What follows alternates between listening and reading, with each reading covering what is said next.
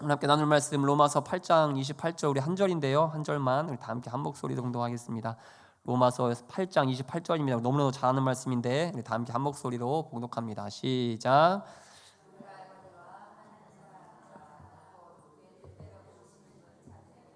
모든 것이 합력하여 선을 이루느니라. 아멘. 이 말씀을 가지고 함께 커넥팅 더 닷이라는 영어입니다. 영어.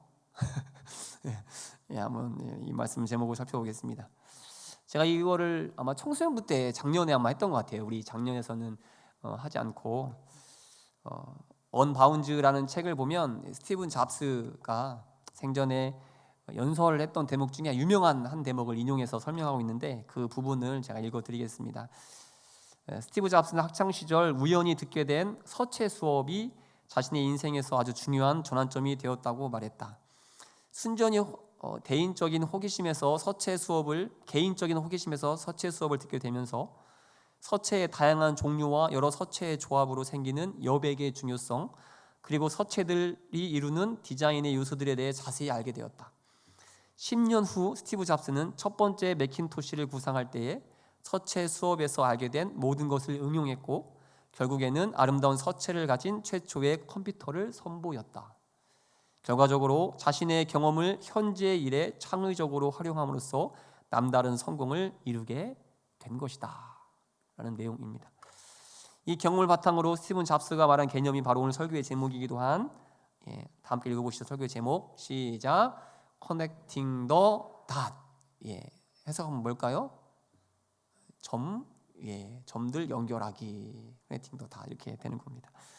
이 말의 숨은 뜻은 지금 하는 일들이 서로 아무런 연관성이 없어 보이는 점들로 보일 수 있겠지만 이 점들이 미래에 어떻게 연결될지 아무도 알 수 없기에 현재 하는 일이든 공부든 최선을 다해 해내는 것이 중요하다라는 그러한 개념입니다. 어떻습니까? 이 스티브 잡스의 이야기가 동기가 되십니까?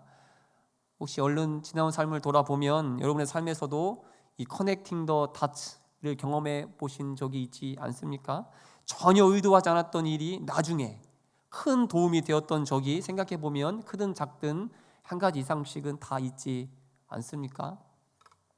자, 그렇다면 세상에서도 이렇게 말한다면, 그러니 세상에서도 오늘 주어진 삶을 최선을 다해 살아야 한다라고 말한다면 우리 믿음의 사람들은 어떨까요? 아니, 믿음 안에서 행하는 모든 일들은 과연 어떻게 될 것 같습니까? 당연히 지금 믿음대로 순종할 때에 우리가 상상도 할 수 없는 놀라운 일을 경험하지 않겠습니까? 우리의 순종을 통해서 놀라운 일을 행하시는 하나님을 경험하게 되지 않겠습니까?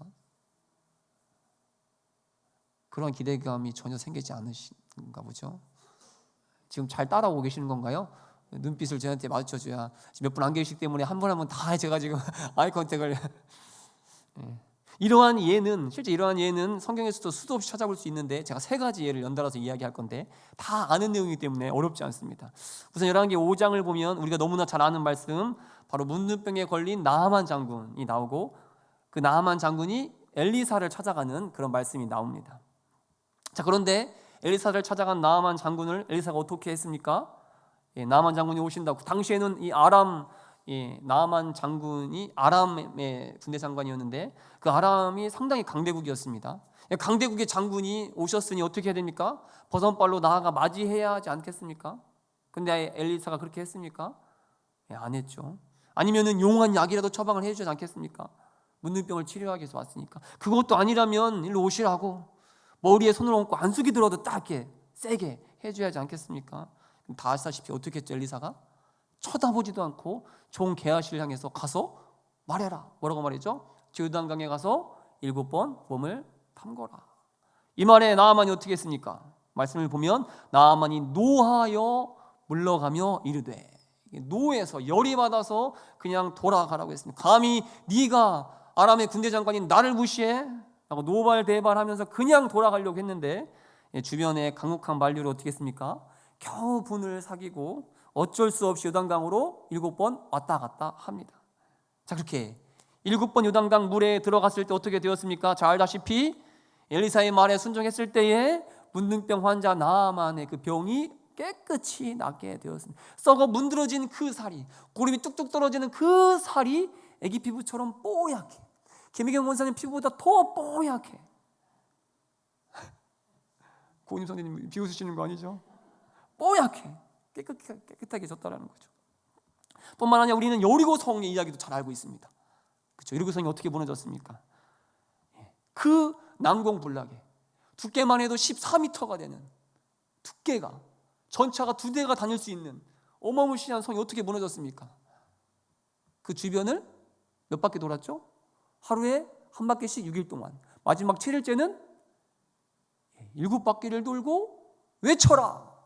외치자 어떤 일이 일어났습니까? 말씀 보시죠. 여호수아 6장 20절 말씀 다 함께 봉독하시죠. 시작. 나팔 소리를 들을 때에 크게 소리질러 외치니 성벽이 무너져 내린지라. 그 거대한 성이, 그 난공불락의 성이 한순간에 와르르 무너져 버리는 상상도 할 수 없는 일이 일어났습니다. 신약에서도 마찬가지입니다. 복음서에서도 그런 예는 나오는데, 마찬가지로 예수님의 공생의 첫 번째 기적 사건인 물이 포도주로 바뀌는 놀라운 사건 가운데 그 사실을 또한 확인할 수 있습니다. 혼인잔치에 포도주가 떨어졌습니다. 이 사실을 안 예수님이 어떻게 합니까? 조용히 아들이 예수께 일러라라고 시킵니다. 그 얘기를 듣자 예수님께서 하인들에게 한 가지 명령을 하는데, 요한복음 2장 7절의 말씀 다 함께 봉독하시죠. 시작. 예수께서 그들에게 이르시되 항아리에 물을 채우라 하신즉 아기까지 채우니. 정결 예식에 쓸 항아리 6개 물을 채우라라고 명령하십니다. 어디까지 채우라고 명령하셨습니까? 끝까지, 아기까지 다 채워서 연회장한테 갖다 주었더니 어떠한 일이 일어납니까? 하인들은 도대체 무슨 일인지 몰랐지만 명령이기 때문에 순종했습니다.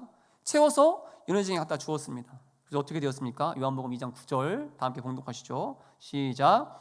연회장은 물로 된 포도주를 맛보고도 어디서 났는지 알지 못하되 물 떠온 하인들은 알더라. 그렇습니다. 물이 포도주가 되는 하나님의 역사를 경험하게 된 것이죠. 도대체 이게 무슨 일인지 아무도 몰랐지만 물 떠온 하인들만 아는 놀라운 은혜를 누리게 되는 겁니다. 자, 그렇다면 이 세 가지 스토리의 공통점이 무엇입니까? 나아만 장군이 문둥병에 나음을 입은 것, 여리고 성이 한순간에 무너진 것, 물이 변하여 포도주가 된 것, 이 모든 기적, 하나님의 역사를 경험하게 된 것, 그 시작 출발은 무엇입니까? 바로 끝까지 순종한 겁니다. 무조건 순종한 겁니다. 하나님의 말씀이기에 주변의 상황과 상관없이, 때로는 너무나 비상식적인 명령일지라도, 말씀일지라도, 그럼에도 순종할 때에 우리가 상상도 할 수 없는 일을 경험하게 된 것이죠.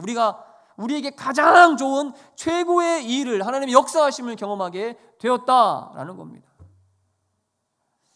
본문의 말씀, 사도 바울이 이렇게 우리에게 권면하는데, 다시 본문의 말씀 한 번 더 봉독하시죠. 시작. 하나님을 사랑하는 자, 곧 그 뜻대로 부르심을 입은 자들에게는 모든 것이 합력하여 선을 이루느니라. 이 말씀을 메시지 성경은 이렇게 번역하는데 제가 읽어드리겠습니다. 우리는 하나님을 사랑하는 우리의 삶 속에 일어나는 모든 일이 결국에는 선한 것을 이루는 데 쓰인다는 확신을 갖고 살 수 있습니다. 모든 일이 결국에는 뭐가 된다고요? 선한 것을 이루는 통로, 도구가 된다. 이 확신 가운데 우리는 고백할 수 있게 된다. 그렇습니다. 우리 하나님은 결코 우리에게 나쁜 것을 주시는 분이 아닙니다. 우리의 실수도, 우리의 실패도, 심지어 우리의 죄악까지도, 우리에게 일어나는 모든 일을 하나도 빠짐없이 좋은 결과, 선한 것, 궁극적으로 선한 것이 무엇일까요? 바로 우리의 구원이겠죠.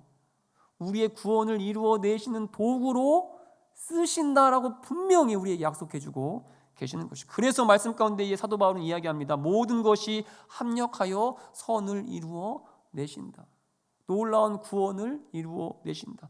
모든 것이 한데 어우러져 반드시 좋은 결과를 이루어 내신다. 누가 이 일을 이루어 내십니까? 바로 우리 하나님께서. 여러분들이 믿는 하나님께서. 이 믿음이 있으십니까? 그렇다면 우리의 실수도, 우리의 실패도, 심지어 우리의 죄악까지도 좋은 것을 이루어내시는 도구로, 통로로 사용하신다면, 쓰신다면, 그래서 반드시 선한 것을 만들어내시는 분이 바로 우리 하나님이시라면, 여기서 중요합니다. 하물며 믿음으로 순종할 때, 하물며 하나님을 믿음으로, 하나님의 말씀을 믿음으로 한 걸음 한 걸음 내디딜 때에, 그래서 끝까지 그 말씀대로 살아내려고 발버둥 칠 그때에 우리 하나님께서는 그런 자에게, 그런 우리에게 어떻게 아무 일도 행하시지 않겠습니까? 그렇지 않습니까? 나만도 낫게 하신 하나님께서, 여리고 성도 무너뜨리신 하나님께서, 물을 포도주로 바꾸신 우리 하나님께서, 그 하나님께서 동일하게 우리에게도 믿음으로 오늘 이렇게 기도의 자리에 나와 간절히 간구하는 우리에게, 그리고 믿음대로 살아보려고 애쓰는 우리에게 어찌 하나님의 그 기적, 하나님의 능력을 보여주시지 않겠습니까? 오늘 기도할 때에 이 말씀을 붙잡고 좀 기도했으면 좋겠어요. 제가 목자 모임 때도 한번 이야기했는데, 저는 새벽 기도할 때 때로 자주 수시로 하나님을 좀 협박하듯 기도합니다. 감히 하나님 말씀하셨잖아요. 하나님 약속하셨잖아요. 하나님 이런 분이시라면서요. 오늘 이 약속의 말씀을 붙잡고 담대히 당당하게 선포하며 하나님께 때를 쓰는 이 밤이 되길 축복합니다. 우리도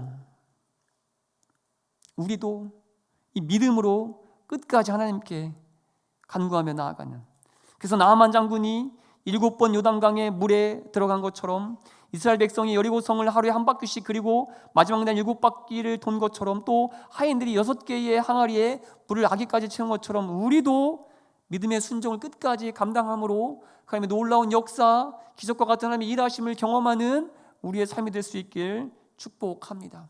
그 순종의 끝에 놀라운 일을 행하시는 하나님, 말씀하실 때에 순종하는 자에게 주시는 하나님의 역사를 경험하는 이 밤이 될 수 있길 온 마음 다해 축복합니다.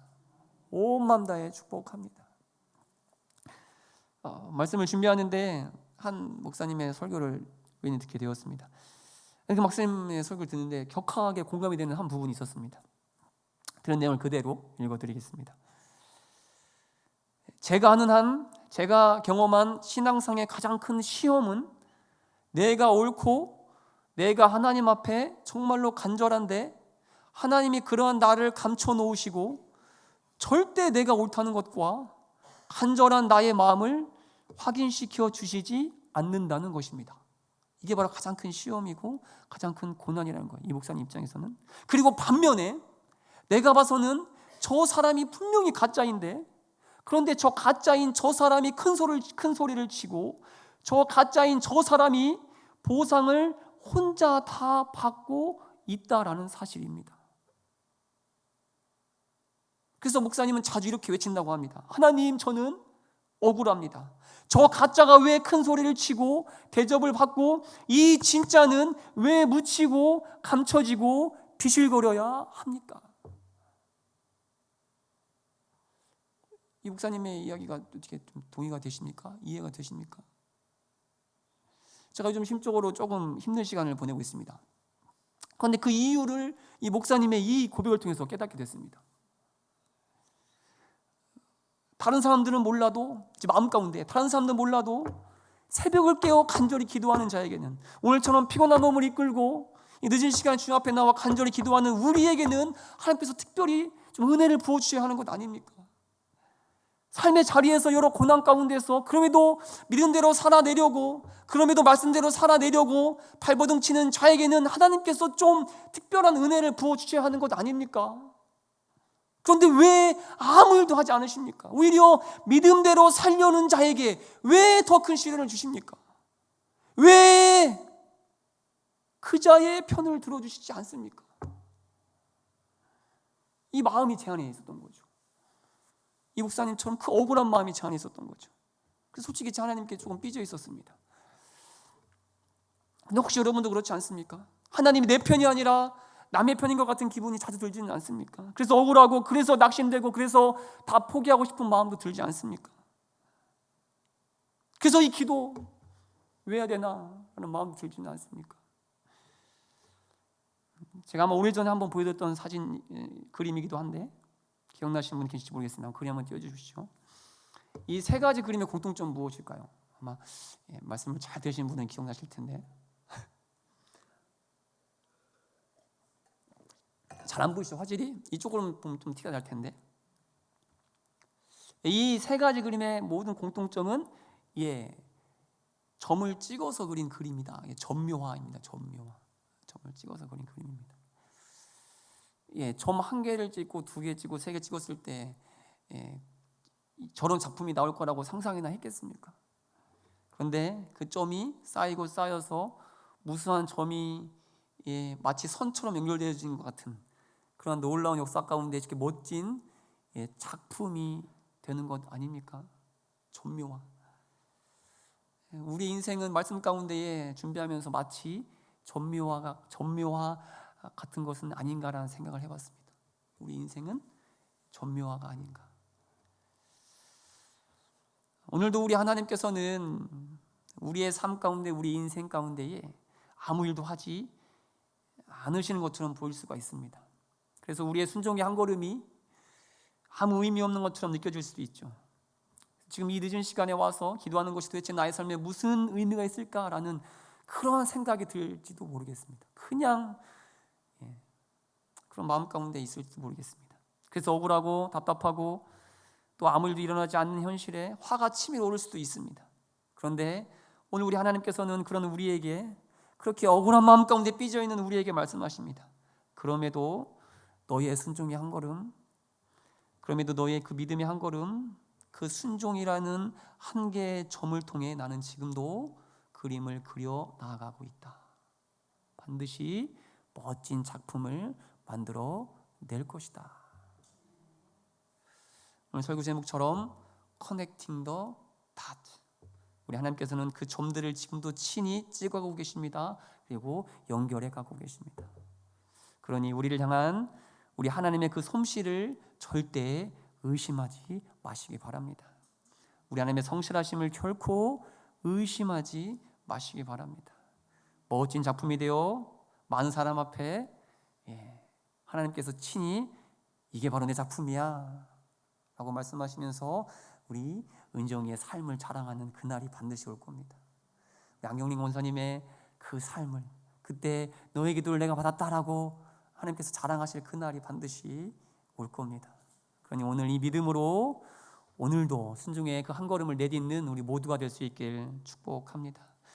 힘들더라도 이 악물고서라도 이 믿음의 선한 싸움을 끝까지 감당하는 그렇게 말씀대로 살아내는 우리 모두가 될 수 있길 온 마음 다해 축복합니다.